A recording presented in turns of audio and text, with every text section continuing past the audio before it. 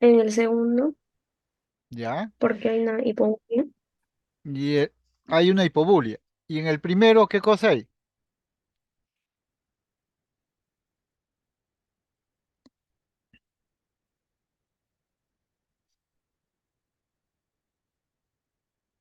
¿Alguien puede contestarme?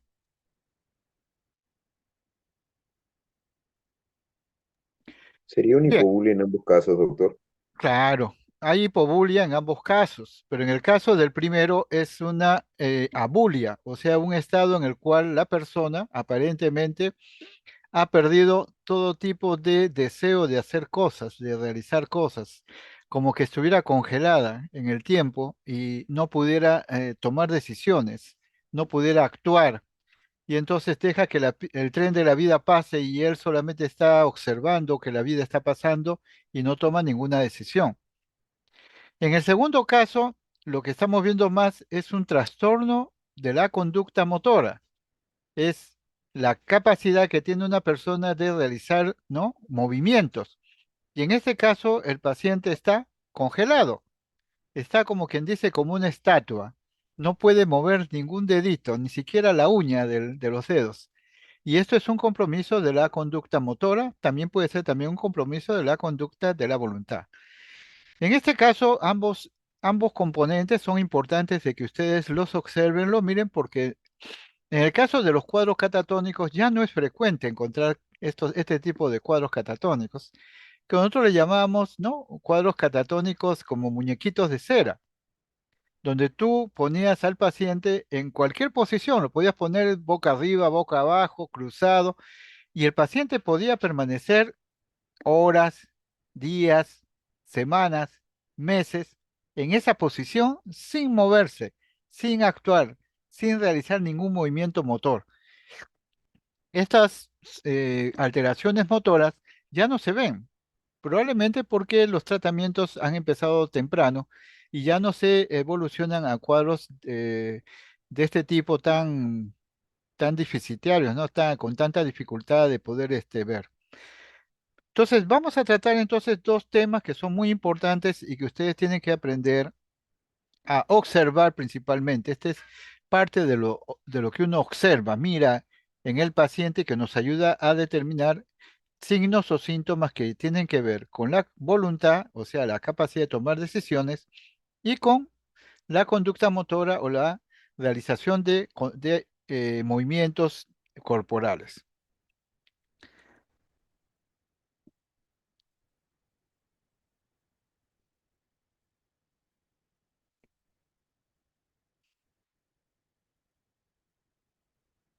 Bien, voy a primero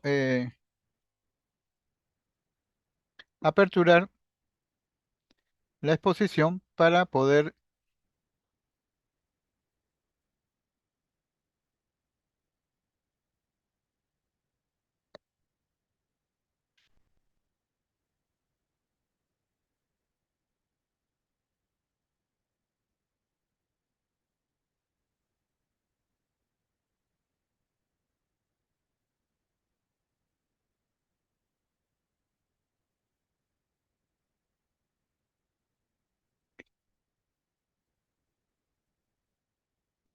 Bien, en la pantalla pueden observar el PDF. Sí, Sí, doctor, doctor. se ve bien. Muy bien. Entonces, Sí, doctor, se puede recordemos, observar. recordemos un poco qué es lo que hemos observado en el primer video.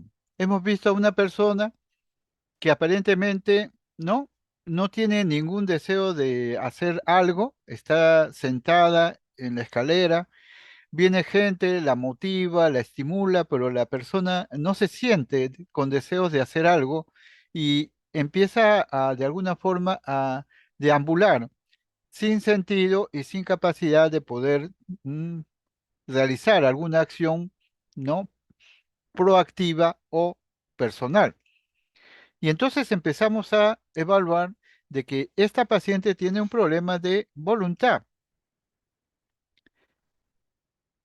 Normalmente en el hombre la voluntad es una actividad que se puede ver claramente, pues se impone a la conciencia como una cualidad distinta a otra clase de fenómenos. La voluntad en el sujeto anormal, ¿no?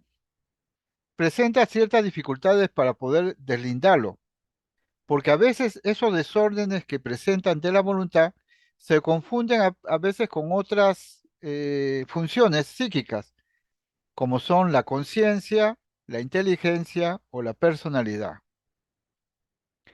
Pero ¿qué cosa es la voluntad? La voluntad es la capacidad que tiene todo ser humano o todo ser viviente que les mueve a hacer cosas en forma intencionada. O sea, es producto del desarrollo de una intención. Es la facultad que permite que al ser humano pueda gobernar sus actos, o sea, realizar una acción bajo control estricto.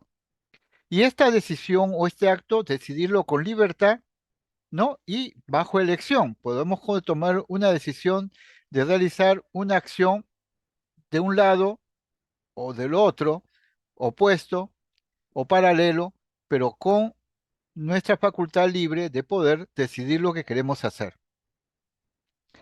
Y cuando hablamos de voluntad, tenemos que entender que la voluntad tiene varias etapas.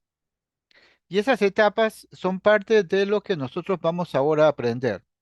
¿Cuáles son estas etapas en la voluntad que nos llevan a el desarrollo de este fenómeno? La primera, el primer proceso que se presenta para actuar voluntariamente es la tendencia. O sea, antes del acto voluntario, lo que va a haber es una tendencia, una necesidad o un interés para hacer algo, que al inicio no se conoce conscientemente. O sea, primero hay la tendencia, sientes que algo tienes que hacer. No puedes definirlo conscientemente, pero está ahí. Se viene el otro proceso que es el deseo. El deseo ya viene a ser que te des cuenta o tomes conciencia de qué es lo que deseas o cuál es el objetivo que tú deseas realizar con tu acción y cuál es el fin o la finalidad de hacer esa acción. Es lo que nosotros llamaríamos el planeamiento o el proyecto para la acción. Paralelamente a este proyecto para la acción, empieza la deliberación, que es el conflicto de los motivos para hacer la acción. ¿Qué significa? Que se me presenta el deseo de hacer algo, se me presenta el deseo, o sea, la conciencia de hacer una acción determinada, con un fin determinado, y empieza entonces a ver el conflicto interno de cuál es el conflicto o los motivos para esta acción. Si estos motivos no son adecuados o no son adecuados. Es lo que se llama deliberar. Ver varias situaciones, varias posibilidades de realización y ver cuáles son estas posibilidades para tomar la acción. En cuarto lugar viene la decisión, que ya es la elección, ¿no? De los motivos y los objetivos propuestos.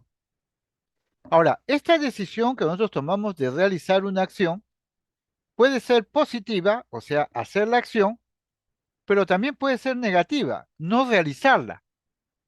¿Se dan cuenta? Entonces, en una decisión puede haber dos polos. El polo positivo, voy a hacerlo, o el polo negativo, no lo voy a hacer, me voy a inhibir de hacerlo. Y por supuesto, viene el último proceso, que es la acción. El último proceso de la voluntad que consiste en la ejecución del acto. Entonces, tenemos que estos procesos o etapas de la voluntad se dan casi simultáneamente. Nosotros los hemos desagregado para ver un poco cómo es que se dan estos procesos de la voluntad por etapas. Pero en realidad esto pasa en menos de un segundo. Empieza la tendencia, o sea, el deseo de hacer algo, en ese deseo se me presentan los objetivos propuestos, por ejemplo, deseo correr 100 kilómetros, es mi deseo. La deliberación, el conflicto, ¿podré hacerlo? ¿No lo podré hacerlo? ¿Me convendrá hacerlo? Y la decisión, que es la elección de hacerlo o no hacerlo.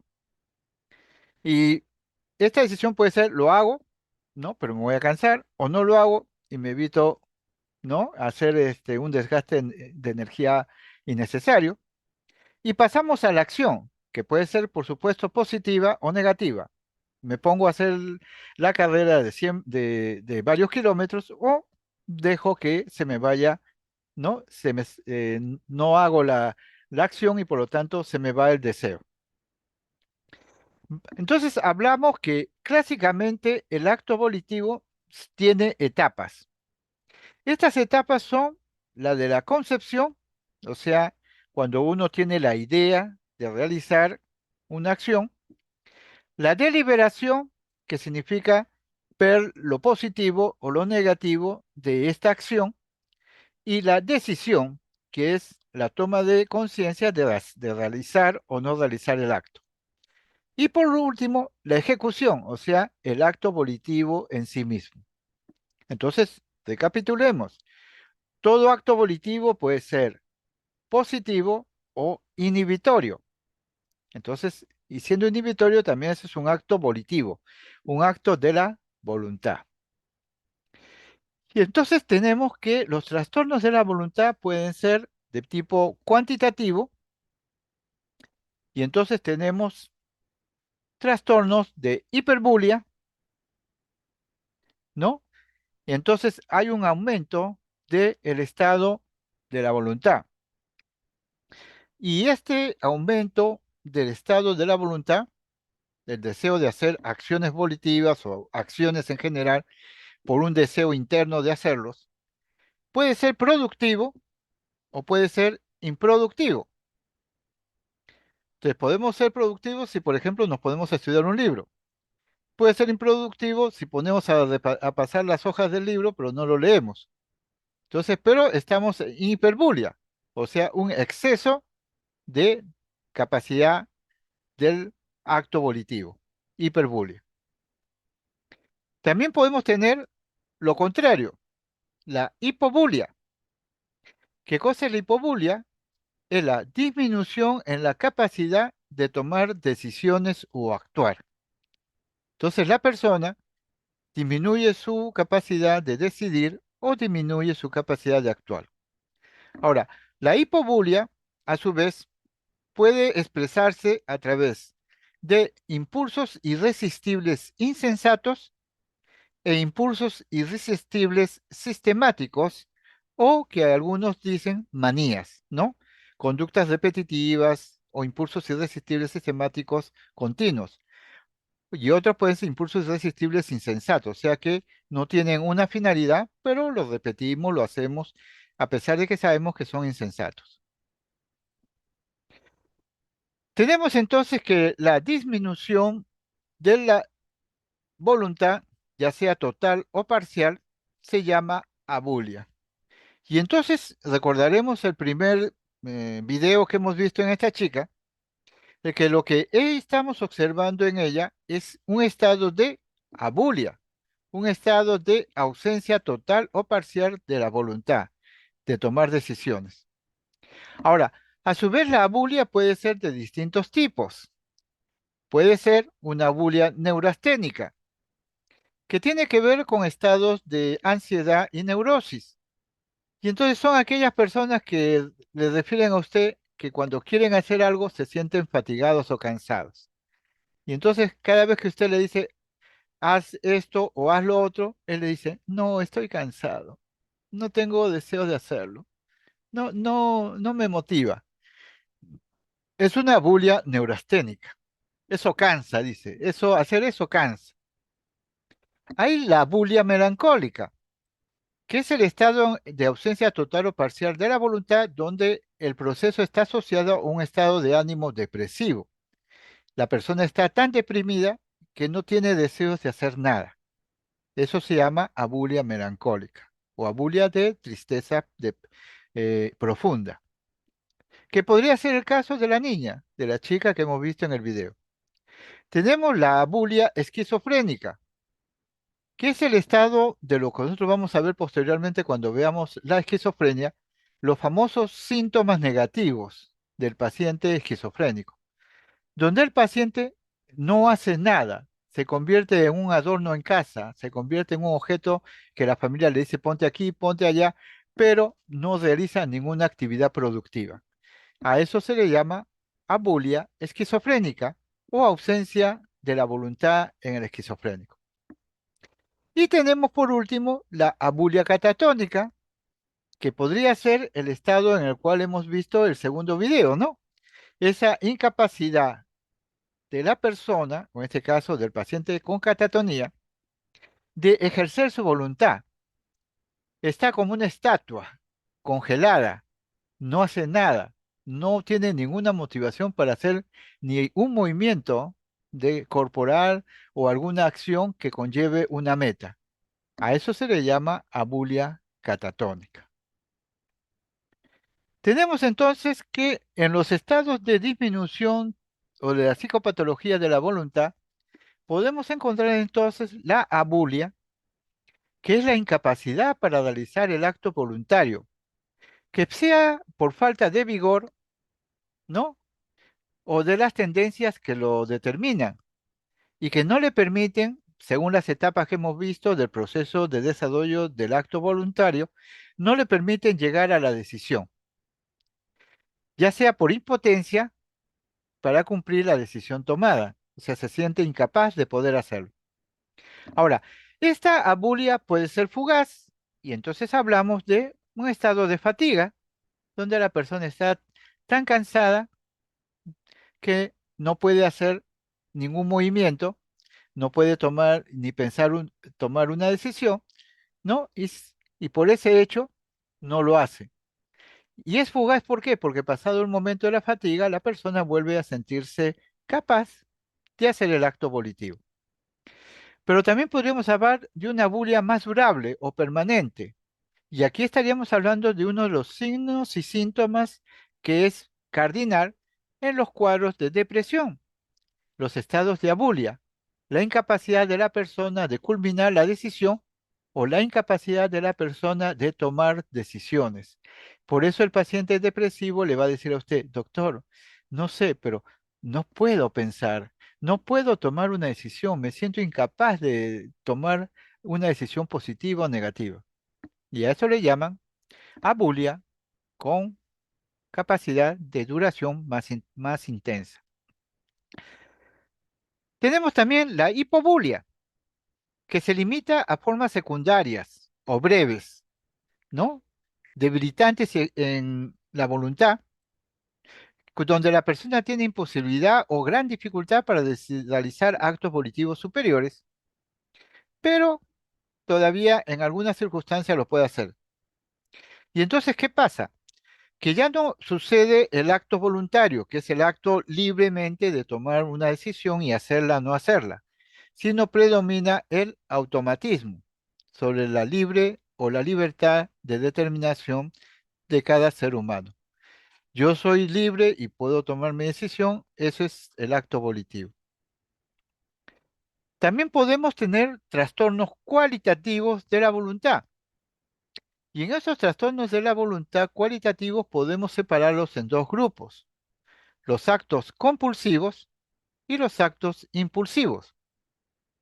En el caso de los actos impulsivos, los actos se realizan sin ninguna premeditación, se presentan espontáneamente y sin control, como si automáticamente salieran disparados. No hay, ¿no?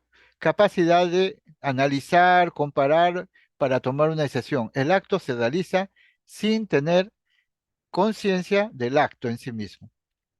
Y aquí tenemos la cleptomanía, la piromanía y el impulso homicida. Y tenemos los actos compulsivos. En los actos compulsivos, lo que hay es un esquema, ¿no? De alteración de la voluntad, pero en una forma sistemática. De tal forma que esta forma sistemática le llamamos acto compulsivo. Sigue un patrón, un ritual, ¿no? Y por supuesto también una conducta donde uno se reprocha a veces la necesidad de hacerlo, ¿no? No lo desea hacer, pero algo lo impulsa a hacerlo y ahí entra la dificultad de que la voluntad se ve atenuada. Cuando hablamos de impulsos irresistibles, tenemos que tener en cuenta que hay impulsos irresistibles insensatos. Son aquellos a los cuales la persona se entrega de manera pasiva y ciega, como si fuera un autómata y que literalmente es como si no supiera lo que está haciendo, que no sabe cuál es el objetivo, pero lo realiza en un impulso insensato, irresistible. Lo hace automáticamente. Y se pueden presentar estos impulsos irresistibles en fases agudas de alguna psicosis y también en fases agudas de algunas neurosis, siempre acompañados por cierto nivel de perturbación de la conciencia, que también puede presentarse en cuadros esquizofrénicos, pero en el cuadro esquizofrénico se puede dar un paciente con plena lucidez, o sea que se da cuenta del acto, pero igualito lo realiza. Es como quien dice, se siente impulsado a hacerlo en forma irresistible, insensata, no lucha contra lo que va a hacer, ¿no? Pero se da cuenta de lo que está haciendo.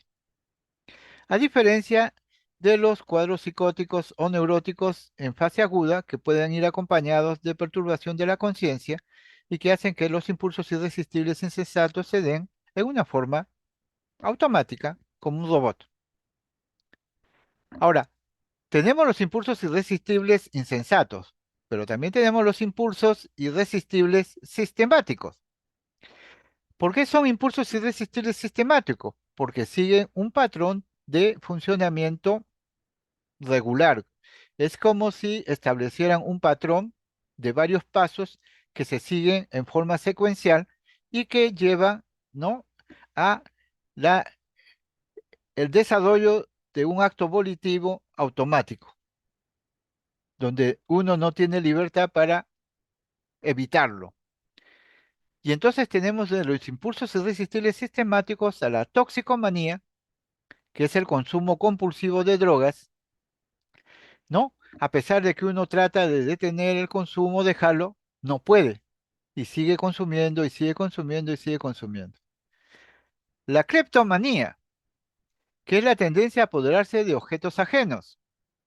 Y lo interesante de la cleptomanía es que el robo se hace por el simple hecho de hacer el robo. No tiene nada que ver el valor del objeto que se roba. O sea, puede ser una moneda, puede ser un botón, puede ser una joya, puede ser un papel. La propensión a apoderarse de objetos ajenos en la cleptomanía no le da importancia al a la importancia al valor de los objetos.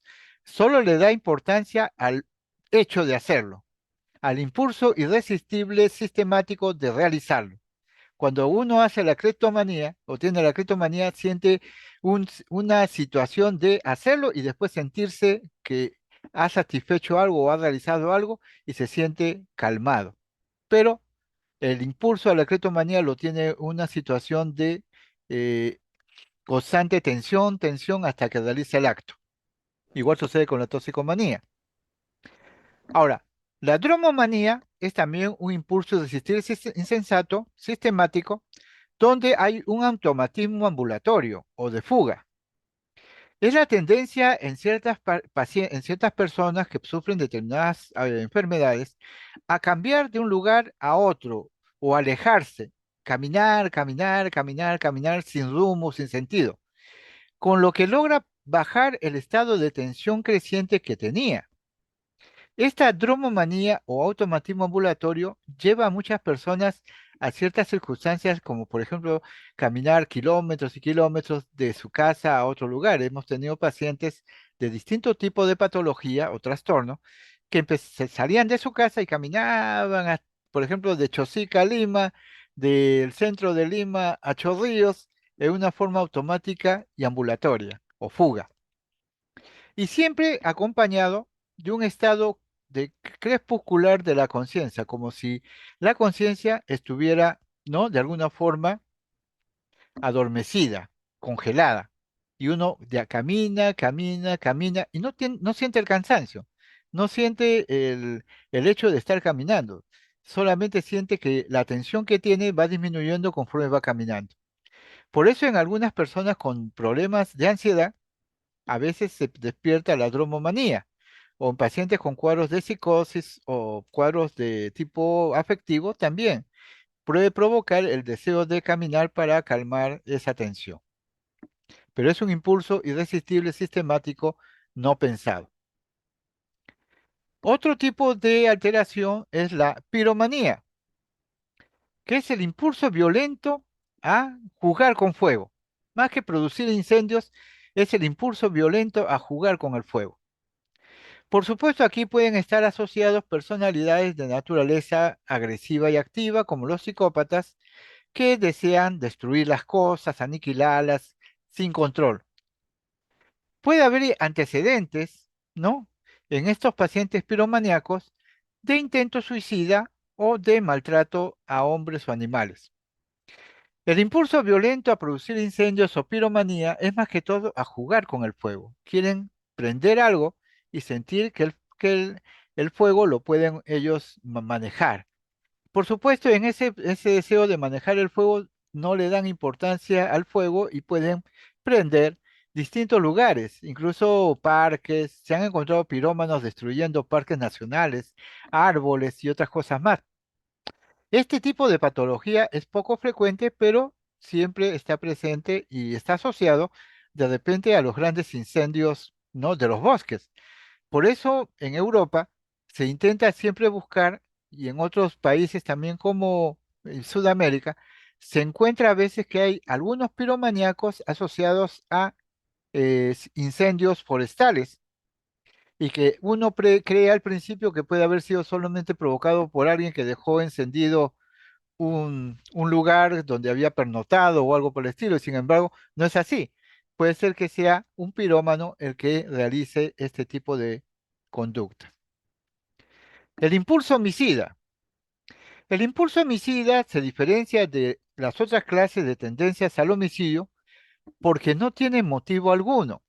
Por eso se llama impulso homicida o es un impulso insensato, no programado. Nadie programa un asesinato. En este caso, la persona que sufre de estos impulsos los realiza en forma automática. No hay motivo ni real ni imaginario para que se presente el cuadro. Este tipo de impulsos homicidas se presenta en algunos cuadros como los cuadros esquizofrénicos, los trastornos obsesivos compulsivos y personalidades violentas o impulsivas. Por eso se llama impulso homicida, impulso, ¿no? Insensato, irresistible, automático. Tenemos también que otras alteraciones de la voluntad pueden estar asociados al estupor.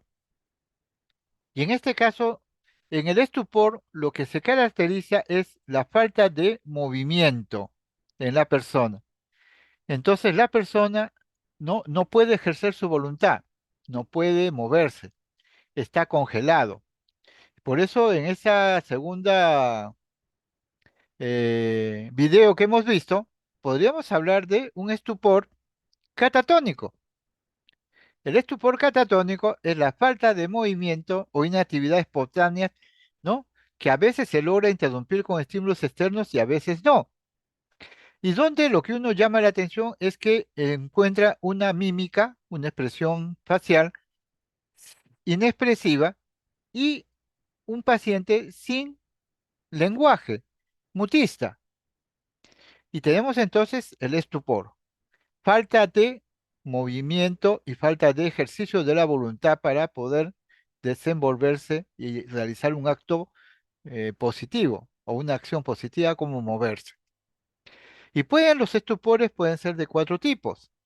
Melancólico, cuando el estado de depresión que tiene el paciente lo congela totalmente en el tiempo y lo convierte en una persona amotivacional que no tiene motivos para hacer algo, que no tiene anedónico, que no tiene estímulos para hacer algo. Y entonces, lo llamativo en el estado melancólico es que la expresión mímica es una expresión de tristeza, con los ángulos, ¿no? Hacia abajo. Ustedes habrán visto esas caretas teatrales que muestran llanto o tristeza. Esa es la facies de un estupor melancólico. Todos los estupores son incapacidad o inactividad espontánea para lograr ejercer su voluntad. Pero se diferencian en que el tipo o cuadro que él lo produce. El melancólico es un estado de tristeza profunda, inhibida. El maníaco, al contrario, es un estado en el cual el maníaco está súper excitado, pero está tan excitado, tan entusiasmado, tan alegre, que esa alegría, ese entusiasmo, esa hiperactividad también lo lleva a congelarse. Y entonces se congela por deseo de hacer muchas cosas y no poder hacerlas. Se llama estupor maníaco y lo que se muestra es la careta de alegría que se muestra en los teatros. Tenemos también el estupor histérico, que se presenta en pacientes con cuadros neuróticos donde sufren una especie de crisis, ¿no? Aguda de ansiedad que los lleva a una situación de congelamiento total, sin poder, ¿no? Realizar algún acto volitivo. Y por último, el estupor catatónico, que es el estado en el cual el paciente no realiza ninguna actividad, es una abulia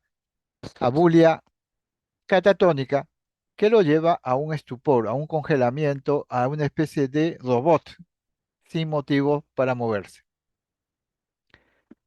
Podemos tener también dentro de los procesos de voluntad lo que se llaman las iteraciones anormales, o sea, las acciones o actos volitivos anormales. Aquí tenemos dos. La perseveración. ¿Qué cosa es la perseveración? Es la persistencia de un dinamismo psíquico de efecto motor, verbal o anímico más allá de su fin logrado. Por ejemplo, estoy tocando una guitarra o estoy escribiendo, ¿no? Eh, una narración en un papel, ¿no? Y a pesar de que ya terminé de tocar la guitarra o terminé de escribir lo que quería escribir, sí, continúo haciéndolo continuamente, o sea, no dejo de hacerlo, lo vuelvo a repetir, lo repito una vez, lo repito dos veces, lo repito tres veces, o sea, el dinamismo del acto volitivo se vuelve repetitivo, repetitivo, repetitivo. Ahora, también hablamos de las estereotipias, que son movimientos, ¿no? Que no tienen finalidad, mientras que en la perseveración lo que se realiza es un acto motor, verbal o puramente anímico de algo positivo, escribir, tocar. En las estereotipias, lo que nosotros encontramos es un ejercicio de la voluntad automática, de movimiento o de posición, sin un sentido o una ejecución que tenga algún sentido, un objetivo o alguna meta. Por ejemplo, levantar los brazos y moverlos hacia arriba, hacia abajo, caminar de un lado para el otro, o sea, camino en un cuarto, camino para un lado, doy la vuelta, camino para el otro lado, doy la vuelta, camino para el otro lado, y estoy haciendo una estereotipia motora, que no tiene sentido porque no tiene ninguna finalidad el movimiento que hago yo, el ejercicio de acción que hago yo.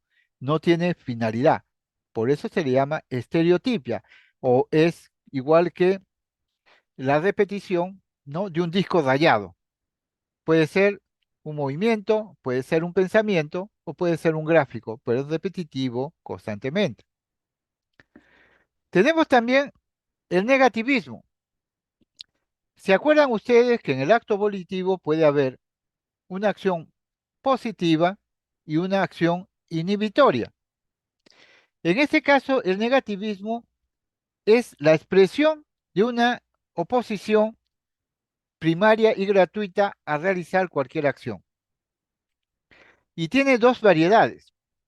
La, el negativismo pasivo, que significa no realizar el acto. Entonces, me piden, no, abra la boca, no abro la boca, pero el que me entrevista me intenta abrir la boca y pasivamente yo dejo que me abra la boca. Entonces, lo único que he expresado es una abstención. Ese es un negativismo pasivo. Pero también puede haber un negativismo activo, en el cual ya no solamente es que pasivamente dejo de hacer el acto, sino que me resisto a hacer el acto voluntaria en una forma, ¿no? De resistencia opuesta. Y a eso es lo que se llama movimiento negativista activo, que es que la persona se opone a lo que uno desea hacer. Por ejemplo, el mismo acto, abra la boca, la persona no abre la boca. Intento abrirle la boca y la persona cierra los dientes y cierra la boca y pone todo su esfuerzo en impedir de que le abra la boca. Eso es un negativismo activo. También tenemos ahí el problema del mutismo, que también es un negativismo, a hablar. Mutismo, negativismo para hablar. Tenemos también otros procesos que están relacionados con los actos volitivos, como la obediencia automática. La obediencia automática es una situación en la cual frente a una persona un sujeto puede darle indicaciones a otro sujeto u órdenes de manera, ¿no? Que la otra persona realice los actos en forma pasiva e inmediata. O sea, por eso se llama obediencia automática. La persona ha perdido la capacidad volitiva de decidir y está totalmente sometido a las órdenes de una persona que le ordena hacer cosas. Y le indica, por ejemplo, párate de cabeza. Y la persona automáticamente se para de cabeza. Golpéate contra la pared. Y la persona agarra su cabeza y se va y se contrasolea contra la pared. No hay capacidad de discernir ni impedir la acción, ¿no? Por eso se dice de que el sujeto realiza las indicaciones u órdenes en forma pasiva e inmediata, aun cuando eso signifique que le puede hacer un daño a sí mismo. Este tipo de obediencia automática se ha visto en algunos cuadros esquizofrénicos crónicos. Reacciones en eco. Las reacciones en eco son situaciones en las cuales la voluntad no está presente y la persona está sometida a los estímulos que lo rodean en forma pasiva, de tal forma de que la persona va a realizar los actos o las expresiones o las palabras que el entorno le diga. Y aquí tenemos entonces la ecopraxia. La ecopraxia es una reacción en eco en el área de la conducta voluntaria motora, donde la persona realiza las acciones que ve ejecutar a una persona delante de él. Si la persona se agarra la barbilla, la persona que tiene la ecopraxia lo va a hacer igual. Si la persona levanta una mano, el paciente va a hacer lo mismo, levantar la mano. Es lo que se llama reacción en eco o reacción en espejo, ¿no? Realiza las acciones en forma automática, sin pensar y sin eh, desarrollar su libertad para hacer esa acción. La ecomimia es lo mismo, es la imitación de gestos y ademanes. El entrevistador se para delante del paciente y le saca la lengua y el paciente automáticamente y sin control de su voluntad saca la lengua. El, el entrevistador, ¿no?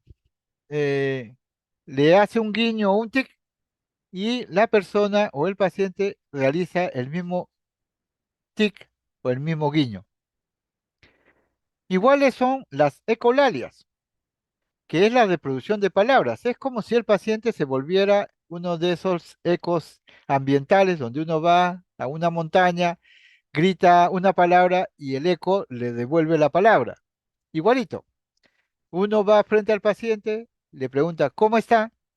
Y el paciente le dice, ¿cómo está? ¿Cuántos años tiene? ¿Cuántos años tiene?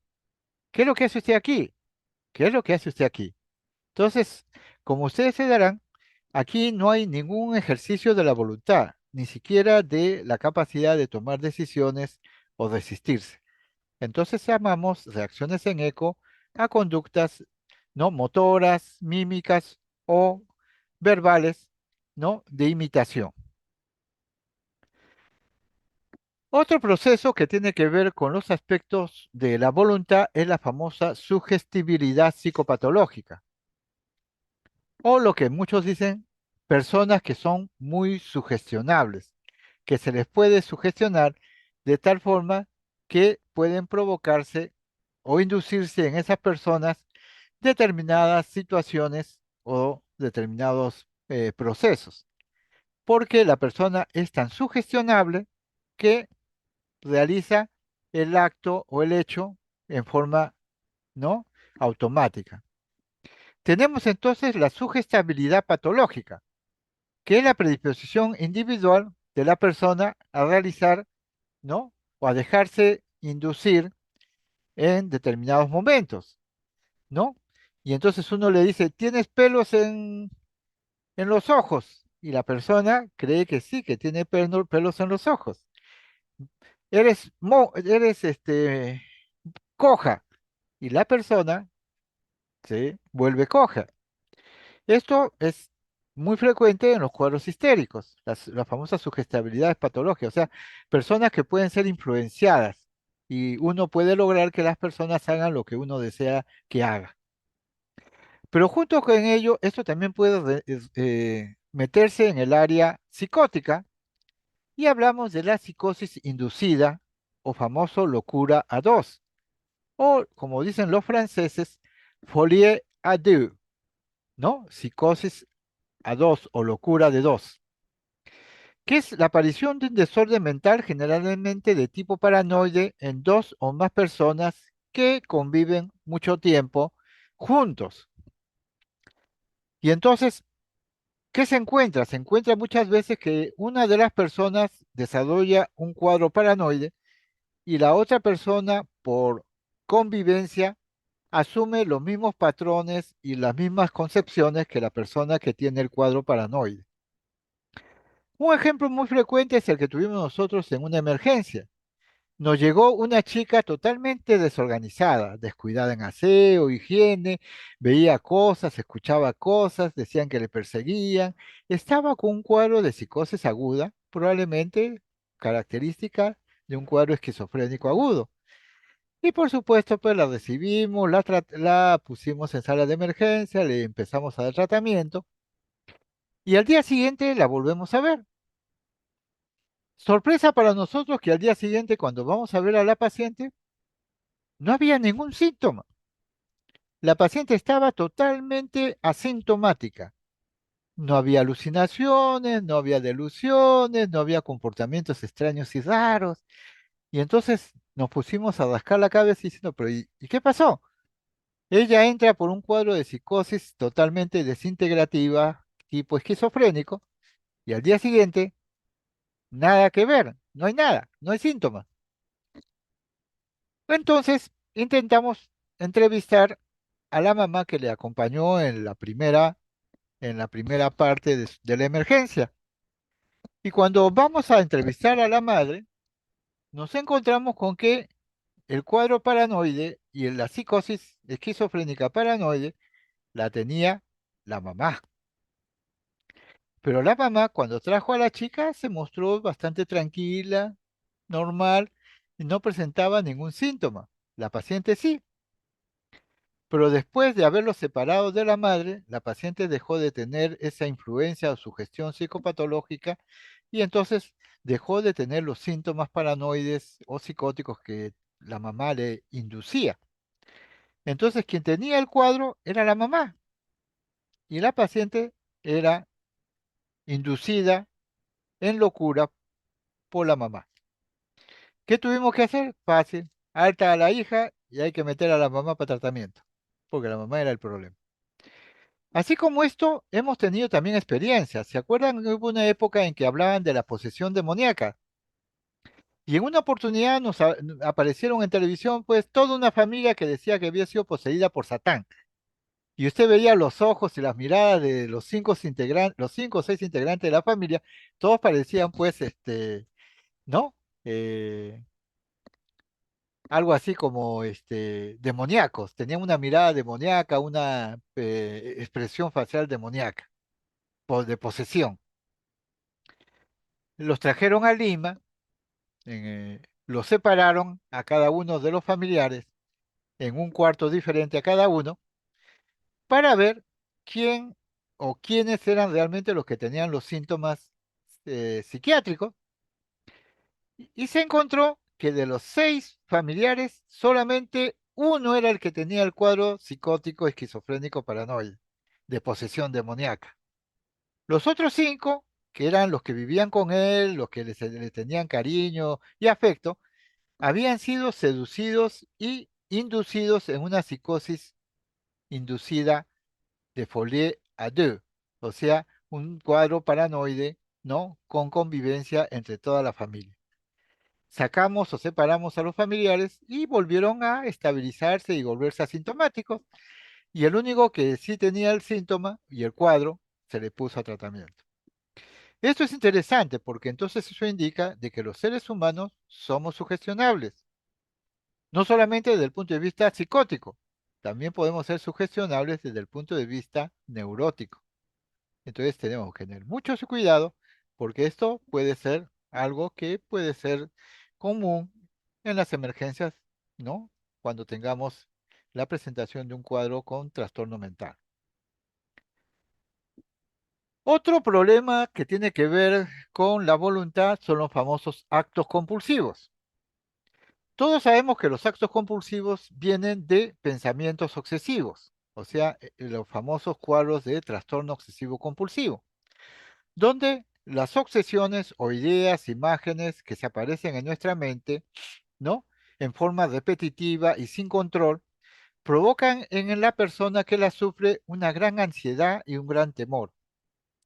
Y entonces, frente a esta situación de los pensamientos obsesivos, se desarrollan los actos o rituales compulsivos, que también, igual que los pensamientos, son conductas repetitivas, una y otra vez, que se realizan para disminuir el temor, el pánico o la ansiedad del pensamiento. Entonces, el ritual intenta bajar la ansiedad. Y por eso hablamos de actos compulsivos, porque son actos donde la persona no toma decisión, no hay un acto voluntario, no es un desarrollo o acción voluntaria, es una acción como respuesta a un estímulo nocivo que es el trastorno obsesivo, que hace que la persona haga en forma impulsiva, sin control, el ritual para bajar la ansiedad o el acto compulsivo. Y que el mismo paciente lo reconoce como un acto aparentemente carente de sentido y que tiene que ver más con su propio pensamiento. Muy bien, tenemos entonces que hemos visto los aspectos de los trastornos de la voluntad, que el acto volitivo es un acto que tiene diversas etapas y que es ejercitada por el ser humano con libertad. Para que exista el acto volitivo o la acción volitiva, la persona lo debe realizar en forma libre. Cuando se ve coaptada esta libertad, ya empezamos a hablar de patología de la voluntad.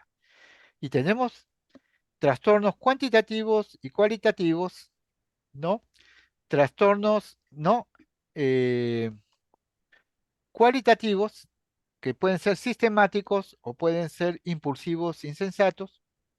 Y hemos revisado algunos de estos actos, ¿no? Insensatos y también otro tipo de situaciones o expresiones de compromiso de los estados de la voluntad, como las reacciones en eco, como las estereotipias, como ¿no? La sugestionabilidad patológica, todo eso son compromisos o alteraciones que están relacionadas con compromiso de la voluntad. Vamos a pasar ahora a ver, ¿no? Otro tipo de tema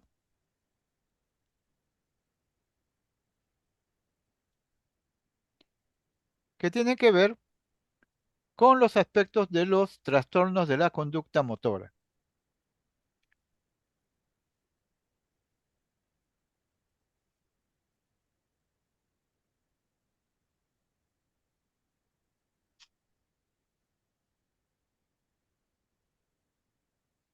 Cuando hablamos de trastornos de la conducta motora, lo primero que tenemos que hacer es establecer qué cosa es una conducta motora. Mientras que los estados de voluntad, como ya hemos definido, tienen que ver con toda una dinámica y un proceso donde existe un impulso, existe una motivación, un deseo, existe una lucha de tomar o no tomar una decisión y a su vez un acto como consecuencia de haber tomado la decisión. En los trastornos de la conducta motora vamos más a aspectos mucho más limitados. Cuando hablamos de psicomotricidad o de conducta motora, hablamos de la interacción en la persona o en el hombre de una serie de experiencias afectivas y cognitivas expresadas a través de las conductas motoras. Y entonces, cuando hablamos de psicomotricidad, hablamos del desarrollo integral de la persona, porque aborda al individuo como un todo, tomando en cuenta sus aspectos cognitivos, sus aspectos afectivos, su aspecto social y la conducta o las respuestas conductuales, que principalmente son respuestas de tipo motor. Entonces, la psicomotricidad tiene que ver como disciplina en el aprendizaje y el objetivo de ayudar a que la persona pueda expresar a través del cuerpo una serie de emociones, estados o pensamientos. Es lo que nosotros hablamos del famoso lenguaje no verbal. A través de la psicomotricidad o a través de la conducta motora, la persona expresa un lenguaje comunicacional no verbal.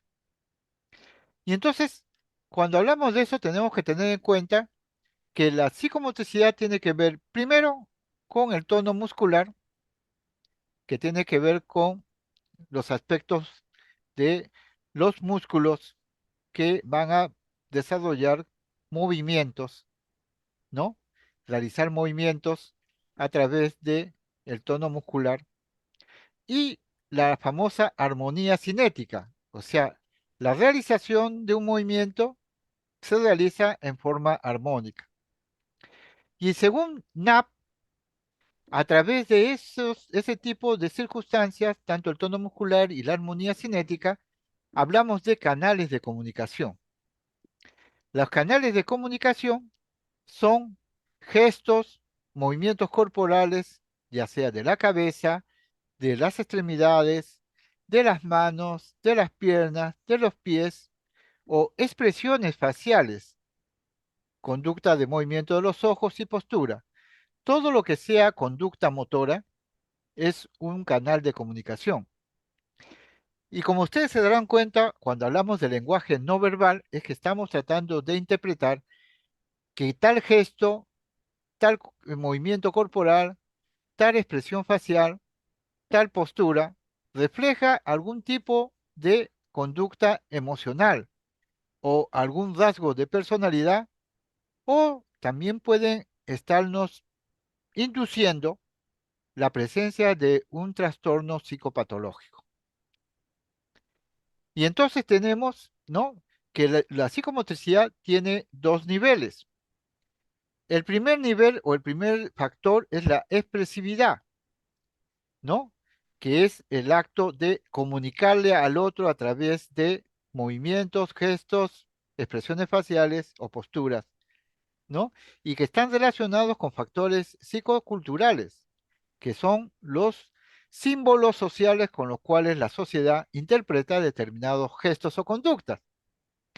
Por ejemplo, si yo levanto mi mano, ¿no es cierto? Y pongo mi dedo así, con el dedo gordo central hacia arriba, toda la sociedad occidental, nosotros en nuestra cultura, ya podemos interpretar qué es lo que estoy diciendo, ¿no es cierto?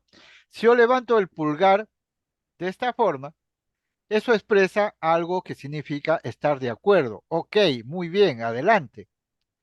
Entonces encontramos que las conductas motoras son canales de comunicación y que nosotros como psicopatólogos tenemos que aprender a reconocer, a valorar y a definir qué tipo de expresividad, ¿no?, o qué tipo de bases estructurales se comunican o se establecen para este tipo de alteraciones, ¿no?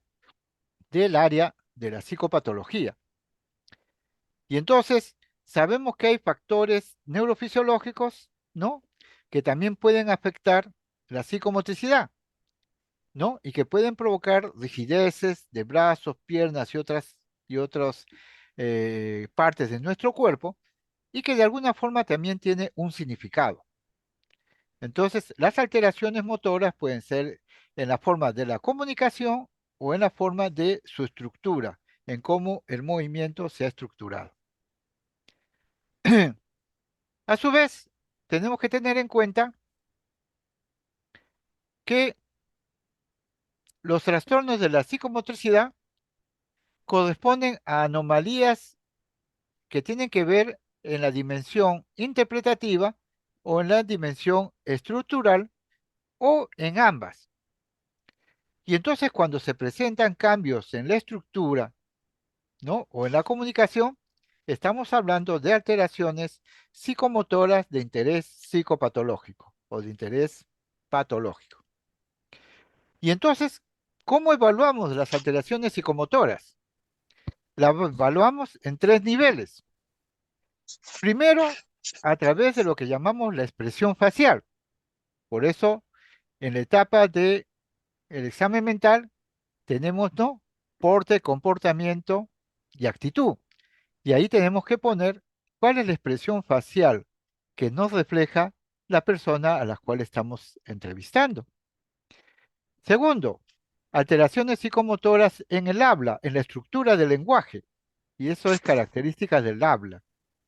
En tercer lugar, evaluación de la motórica general, que significa si tengo algún movimiento anómalo en la cabeza, en las manos, en los pies, en los brazos, en el tronco, en la pelvis o en los miembros inferiores.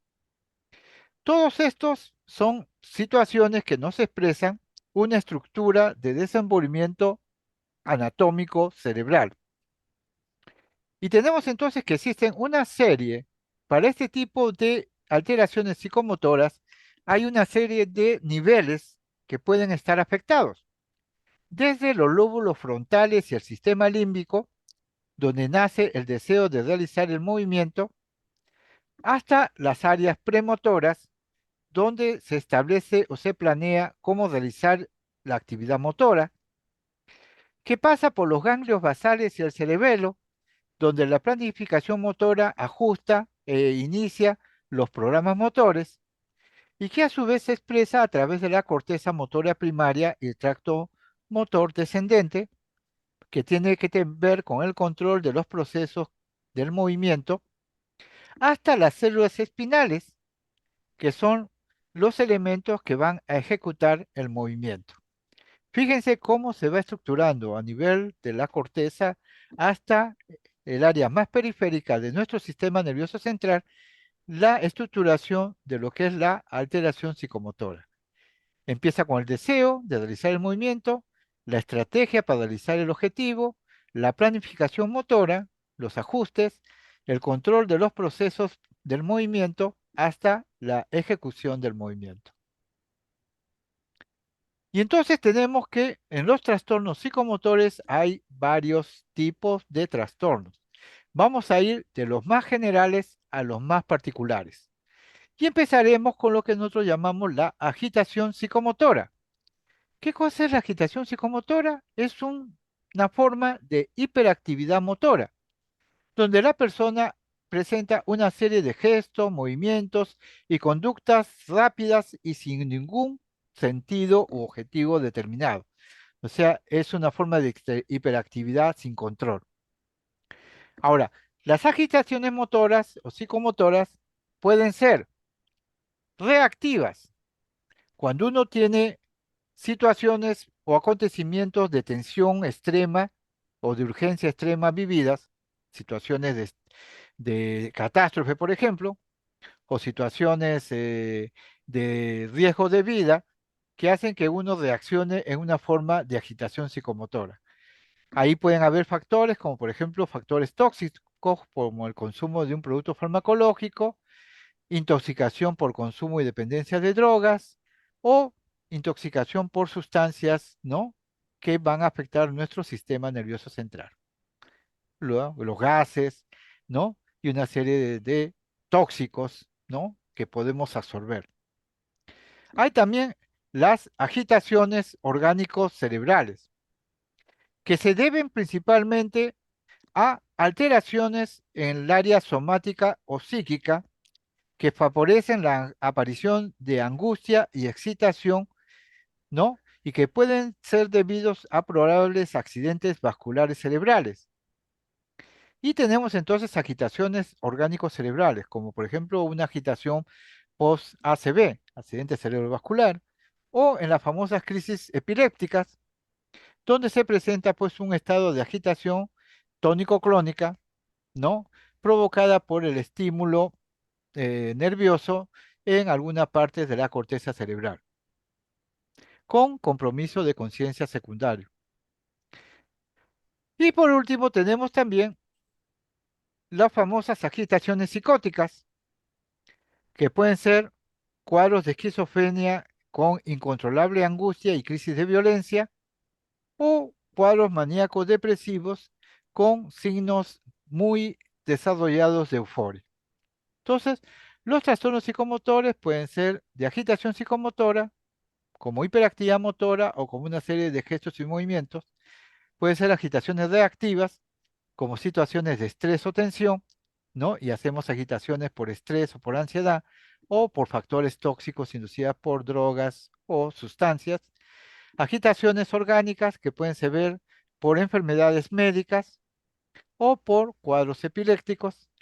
Y agitaciones psicóticas que son las más intensas, que tienen que ver con cuadros de esquizofrenia o cuadros bipolares con sintomatología aguda e intensa. Así como puede la agitación, podemos también tener lo opuesto, que ya hemos visto cuando había el trastorno de la voluntad, los famosos estupores. ¿Qué cosa es el estupor? Es un síndrome de inhibición o retardo psicomotor. El individuo permanece indiferente o distante a todo lo que le rodea. Es como si estuviera congelado en vivo, como si le hubieran aplicado, ¿no? Un congelante y lo tuvieran congelado totalmente. Y tenemos entonces que puede ser un estupor reactivo, que puede ser frente a un shock o pánico. Hay pacientes que, por ejemplo, frente a una película de terror se quedan estuporosos y congelados. ¿Se acuerdan de la famosa chiripiorca de El Chavo? Cuando lo asustaban al Chavo y se quedaba congelado como si fuera una estatua. Es una respuesta de paralización ante situaciones que aparentemente provocan temor o pánico, una situación catastrófica. Tenemos el estupor depresivo o melancólico, que se presenta en las depresiones. El individuo se siente perplejo y abrumado por un sentimiento de angustia, de culpa e incapacidad para poder tomar decisiones y se congela en el estado de ánimo apagado. El estupor catatónico, que ya hemos revisado, que tiene que ver mucho con los cuadros catatónicos esquizofrénicos y que tiene que ver con un estado de rigidez por terror, angustia o perplejidad. Más frecuente la perplejidad. Y entonces, donde la persona catatónica se siente amenazada gravemente y siente que la única forma es, como la avestruz, esconder la cabeza. Entonces, se congela, reacciona como el conejo, se congela y no se mueve.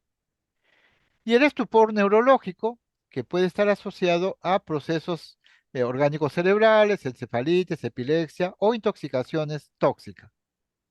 Y donde hay una disminución de respuestas verbales y motoras provocadas por las causas orgánicas o las causas eh, tóxicas que están provocando el estado estuporoso.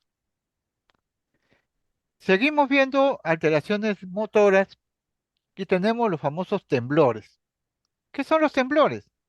Son movimientos musculares oscilatorios, o sea, que aumentan o disminuyen que se realizan en torno a un punto fijo dentro del cuerpo y que se presenta como sacudidas involuntarias que pueden ser rítmicas y rápidas, temblores, ¿no? Uno tiembla, temblores. Ahora, los temblores, que son movimientos musculares oscilatorios, pueden ser de distintos tipos. Pueden ser temblores de reposo, como los famosos temblores parkinsonianos, que pueden desaparecer cuando el paciente duerme y está solo presente cuando el paciente está alerto e inactivo, y que estos temblores de reposo desaparecen cuando el paciente hace un movimiento voluntario.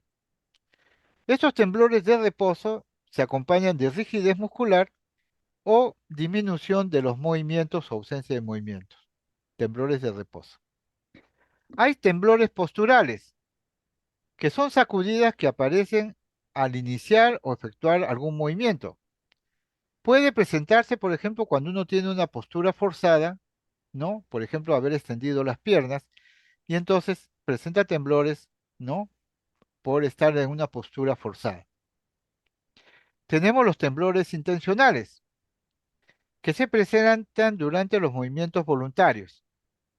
Estos temblores intencionales, cuando hace uno un movimiento voluntario, están relacionados a alteraciones a nivel cerebral, del cerebelo, ¿no? Y que tienen que ver con crisis de ansiedad, esclerosis múltiple o parálisis, ¿no? De los miembros inferiores, temblores intencionales. Ahora, podemos hablar de temblores de acción rápida y temblores de acción lenta. Cuando hablamos de temblores de acción rápida es que los movimientos de estos temblores se presentan entre 8 a 12 movimientos por segundo y generalmente están asociados a estados de ansiedad, fobia social o asociados a estados de intoxicación etílica farmacológica, como el famoso delirium tremens. Tenemos también las temblores de acción lenta, que son de 4 a 6 movimientos por segundo y que están asociados a alteraciones de la estructura orgánica cerebral. Entonces, cuando hay un daño cerebral, la presencia de estos movimientos de acción lenta están asociados a daño de la estructura cerebral, ¿no? Y esto es importante también para rescatar en una evaluación diagnóstica. Tenemos también las famosas convulsiones. ¿Qué cosas son las convulsiones? Son movimientos musculares de forma de contracciones violentas e incontrolables de la musculatura voluntaria y que se manifiesta en uno o varios grupos musculares o en todo el cuerpo. Por eso se hablan de convulsiones generales o convulsiones focalizadas. Tenemos dentro de las convulsiones de gran mal, ¿no? O convulsiones generales, donde lo que se presenta son cuadros de tipo tónico-clónico. Tónico es aumentar el tono, clónico, hacer el movimiento de sacudida. Entonces hablamos de convulsiones de gran mal o fase clónica. Y ahí tenemos que empieza con una fase tónica, que inicia con una contracción brusca de la respiración y la pérdida de la conciencia, una contracción muscular de la cabeza y las extremidades, hasta una fase convulsiva, donde el paciente hace movimientos musculares repetitivos y después entra en un estado de apnea. Entonces, los pacientes van a presentar movimientos convulsivos involuntarios, rítmicos, irregulares, que empiezan en brazos y piernas y que puede afectar también la musculatura periocular hasta el resto del cuerpo. Entonces, convulsiones de gran mal son tónico-clónicas. Después de esa convulsión se establece una fase de recuperación del nivel de conciencia que le puede durar entre 20 o 30 minutos esta duración de poder despertarse. Se encuentran también aquí estados confusionales con tempestad de movimientos, agitación y desorientación auto o alopsíquica. Junto con las convulsiones generales tenemos las convulsiones de pequeño mal. La presencia de ausencias, un estado en el cual la persona pierde en forma total o breve, o bien entre 5 y 15 segundos, la capacidad de poder realizar algún movimiento, se queda como paralizado el individuo y no se puede mover. Esas es las convulsiones de pequeño mal. Tenemos también los famosos tics. Los tics son movimientos musculares locales, rápidos y espasmódicos, que se presentan en forma involuntaria, inesperada, repetitiva, que no tienen ningún propósito, pero que se presenta en intervalos a veces irregulares. Los tics pueden ser orgánicos y pueden ser psicológicos. Cuando hablamos de tics orgánicos, podemos hablar de la famosa Corea de Hutchinson o el tic múltiple crónico o el síndrome de Gilles de la Tourette, que es un movimiento de tics, ¿no?, en todo el cuerpo.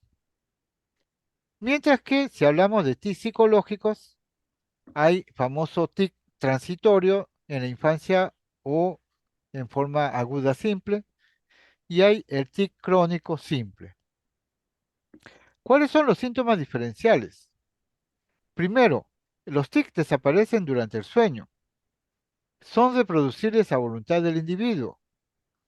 Pueden inhibirse voluntariamente, o sea, pueden decir que no lo quieren hacer. No existe modificación de los reflejos no están conservados y su etiología normalmente no es orgánica, para diferenciar un tic psicológico de un tic orgánico. Entonces, en los tics psicológicos, ¿no?, hay que ver que su etiología no es orgánica, no existe modificación de los reflejos, puede inhibirse voluntariamente, son reproducibles a voluntad del individuo y desaparecen durante el sueño. Tenemos también los espasmos. ¿Qué cosa es un espasmo? ¿No? Es la contractura de un determinado grupo muscular. Y tenemos el espasmo torticular, que consiste en una contractura en movimiento de rotación de la cabeza hacia un lado.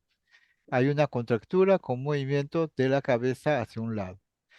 Los espasmos profesionales son contracturas de un determinado grupo muscular que aparecen frente a un aparentemente exceso en el uso o manejo de determinado grupo muscular. Por ejemplo, si estás jugando tenis, vas a encontrar en un momento determinado que la mano se te puede contracturar y tienes dificultad para poder ejercitar o hacer movimiento de, de tenis, o el movimiento de ping-pong, o el golf. Hay los famosos espasmos profesionales y las famosas enfermedades profesionales. También junto con los espasmos tenemos dos tipos de espasmos que son muy llamativos: los espasmos saltatorios de Van Berger y los espasmos saludatorios de Salam. En el caso de los espasmos saltatorios de Van Berger, son espasmos que se presentan en forma súbita, localizada en los músculos de las piernas y que obligan al individuo a saltar y agitarse. Y los espasmos saludatorios de Salam son contracciones musculares localizadas en los músculos del cuello que obligan al individuo a flexionar y extender repetidamente el cuello, recordando el gesto del saludo. Entonces es importante diferenciar estos espacios. Ahora vamos a hablar de la catatonía, que es diferente del síntoma catatónico. En la catatonía, lo que vamos a encontrar es tres tipos de características que definen el síndrome catatónico. El primer síntoma es la catalepsia, que es la actitud, ¿no?, inmóvil, rígida, que se coloca un individuo en una posición forzada, incómoda, incluso contra la gravedad. Esa es la famosa catalepsia. Y en la catalepsia uno encuentra que el paciente puede estar rígido, duro como una tabla, y usted puede incluso poner dos sillas y en un extremo de cada silla colocar los pies del paciente en uno y la cabeza del paciente en el otro, y el paciente se va a mantener rígido como si fuera una plancha de madera y no va a provocar caída de esa zona. Esa es la catalepsia, congelamiento muscular. Tenemos el negativismo, que es la oposición a las órdenes de movimiento que le ordenen otros, y los ecosistemas y la obediencia automática, que es la repetición automática de movimientos, palabras o gestos producidos por el entrevistador. Tenemos también las estereotipias. ¿Qué cosas son las estereotipias? Son repetición innecesarias de movimientos o gestos, ¿no? Que son, a diferencia de los TIC, más organizados y más complejos. Por eso hablábamos de movimientos de grandes grupos musculares, pero que no tienen ningún sentido o función. Como por ejemplo levantar los brazos hacia el cielo y hacer dos levantamientos, caminar y volver a levantar las manos hacia el cielo y seguir haciéndolo continuamente, y lo hace sin ningún tipo de explicación. Dentro de las estereotipias tenemos que hay estereotipias simples y estereotipias complejas. Las simples son patrones motores antiguos y con función estimulante que se deben a alteraciones estructurales y que son repetitivas. Entonces, ya uno los conoce. Pero hay las estereotipias complejas, que son movimientos llamativos y aparatosos que presentan las personas en manos o brazos. Tenemos también la disquinesia. La disquinesia, ¿no? Puede ser aguda o tardía. Es aguda cuando son una serie de contracciones de los músculos mono o bilaterales de las extremidades superiores del cuello o de la espalda, ¿no? Y por eso hablamos de disquinesia aguda. Y disquinesia tardía son serie de movimientos involuntarios y raros de la lengua, la boca y la cara. Describiendo un poquito más lo que es la disquinesia tardía, que es un proceso de intoxicación, por ejemplo, en pacientes que reciben medicación antipsicótica, puede estarse produciendo, ¿no?, cuadros de intoxicación y daño neurológico que provocan la presencia de movimientos involuntarios y raros en la cara, ya sea en la boca, en la lengua o en la misma cara, y que le llaman disquinesia tardía. Lo recomendable cuando uno paciente demuestra un estado de disquinesia tardía es primero, quitarle la medicación. Segundo, aplicarle, ¿no?, una serie de relajantes, ¿no?, para ayudar a mejorar el funcionamiento corporal y a su vez buscar un antipsicótico, si es que la disquinesia tardía está asociada a medicamentos, buscarle otro medicamento que no tenga tantas respuestas estereotipadas. Por ejemplo, ¿qué movimientos de disquinesia tardía se conocen? Por neurolépticos. La lengua de serpiente. El paciente saca la lengua constantemente por la boca. O el famoso hocico de conejo, donde el paciente protuye los labios formando un círculo y que se le llama, ¿no?, hocico de conejo. Tenemos también la apraxia, que es la dificultad para llevar actividades, ¿no?, motoras secuenciales. Entonces, la persona con apraxia no está en capacidad de poder hacer algún movimiento o trabajar.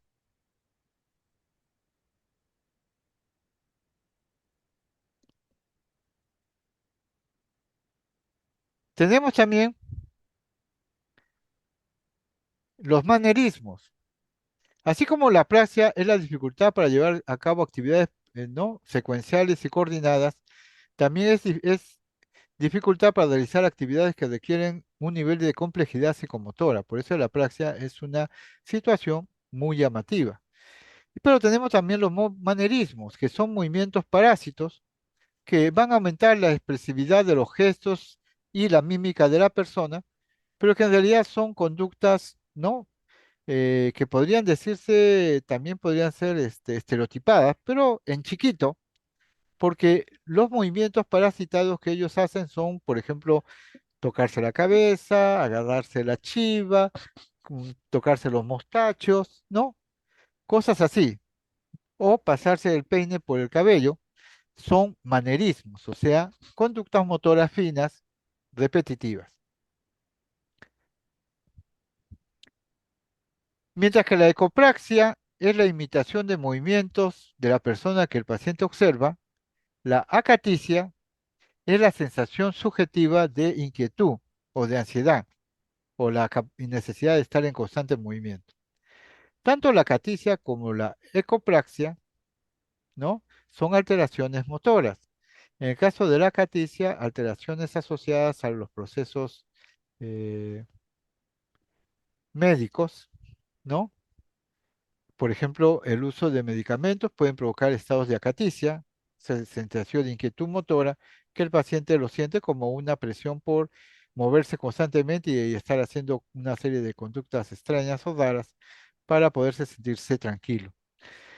Y la ecopraxia, que viene a ser la alteración en eco de la capacidad de imitar los movimientos y gestos de la persona que uno observa. Parkinsonismo.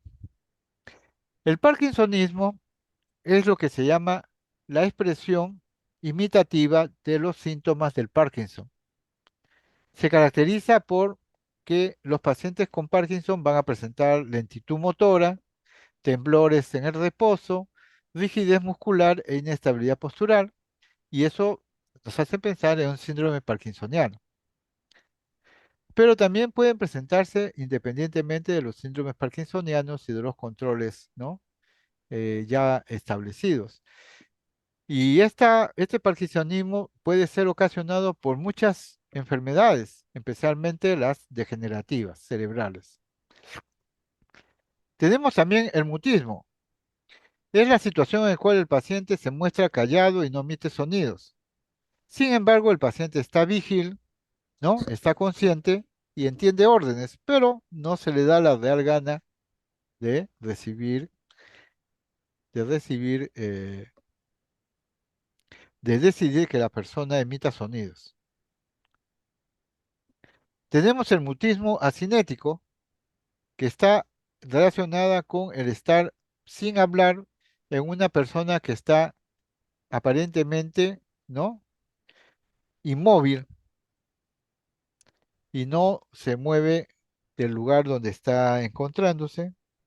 Y entonces eso es una situación en la cual hay un mutismo asinético. La persona no quiere moverse, ¿no? Y quiere continuar con la medicación o el proceso que se le está haciendo. Mutismo electivo. Generalmente está relacionado con niños que rehúsan hablar en determinadas situaciones sociales, que muchas veces puede ser asociado con timidez. Tenemos también las distonías. Las distonías son contracciones tónicas involuntarias de grupos musculares que provocan una postura anormal sostenida. Aparece de forma brusca a horas o días del inicio de la dosis o aumento de la dosis. Y tenemos aquí también la corea, que es un movimiento hipercinético de velocidad intermedia entre la tetosis y la mioclonía, que consiste en rápidas sacudidas de una extremidad que aparece incorporadas en movimientos intencionados.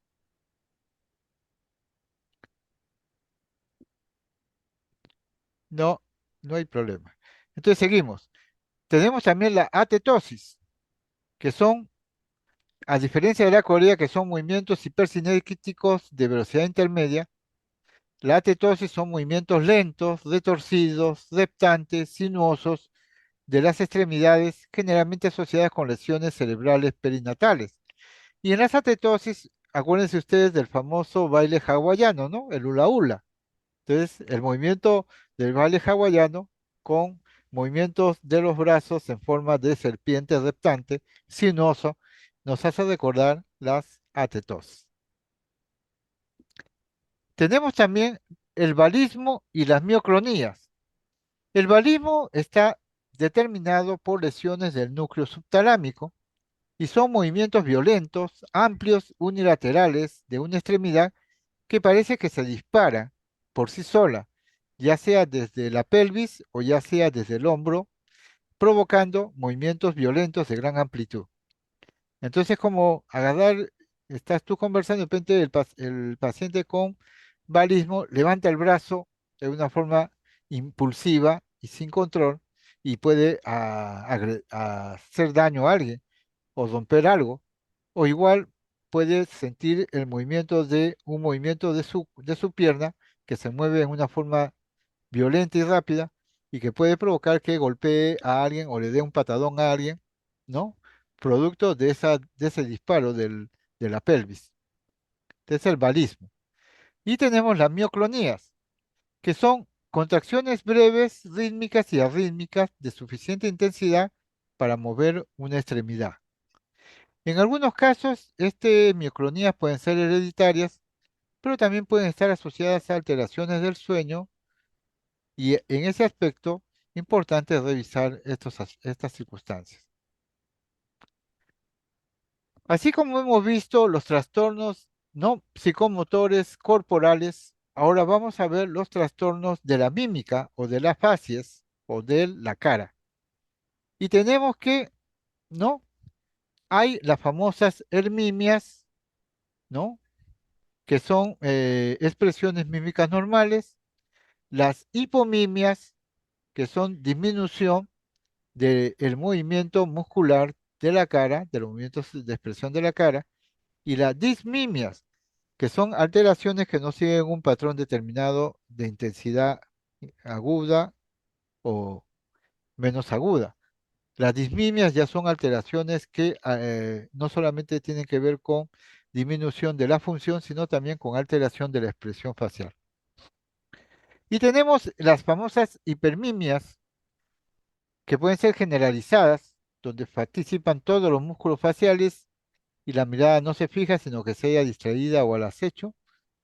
Están las hipermimias polarizadas, que son un estado afectivo monotemático, pero que ellas mismas nos preguntan cuándo no van a poder expresarse.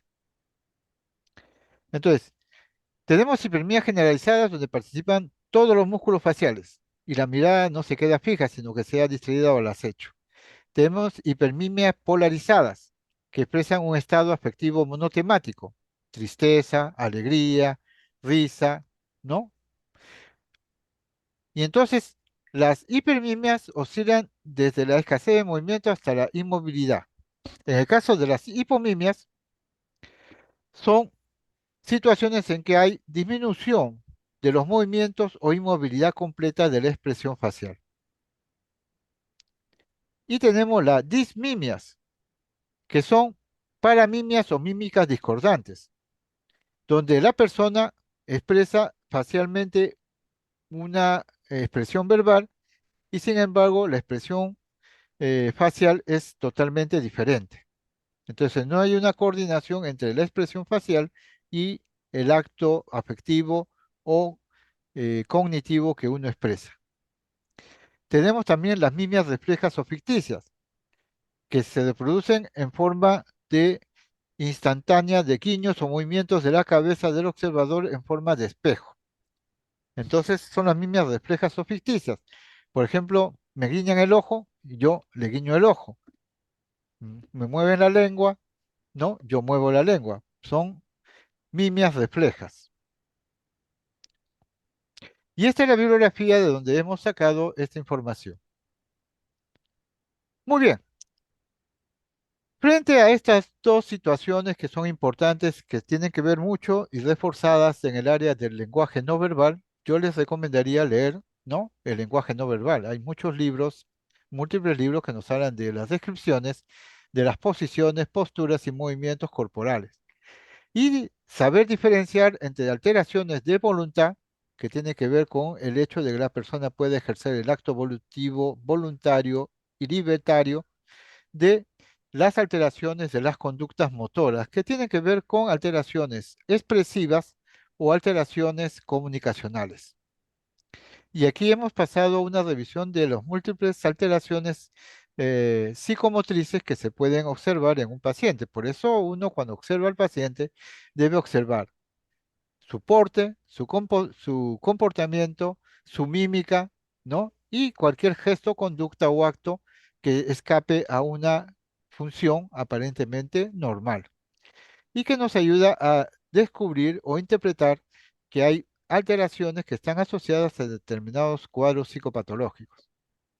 Hemos tenido cuadros de agitación, también cuadros de congelamiento, ha habido cuadros asociados a movimientos repetitivos, aparentemente sin sentido o con sentido, y también situaciones mímicas, temblores, acaticias, eh, una serie de tics, movimientos o expresiones motoras pequeñas que también tienen un significado.